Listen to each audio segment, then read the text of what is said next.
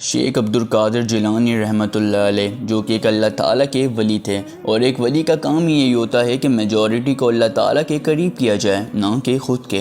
और 110% I am sure के जो करामत आज के दौर में हमारे प्यारे बापा जानी और कोकब नूरानी साहिब बताते हैं, उनका शेख अब्दुल कादिर जिलानी जैसी पाक हस्ती से दूर दूर तक कोई ताल्लुक़ नहीं है। ये सब झूठ है और कहानियाँ हैं जो शेख अब्दुल कादिर जिलानी रहमतुल्लाह अलैह के नाम के साथ जोड़ दी जाती हैं। लेकिन फिर आप क्यों इस बात पर सुभान अल्लाह कहते हैं? क्या ये झूठ नहीं है? हजरत सैयदना गौसे आजम बगदाद में बैठ के तकरीर फरमाते थे और मिस्र वाले मिस्र में बैठ के सुनते थे।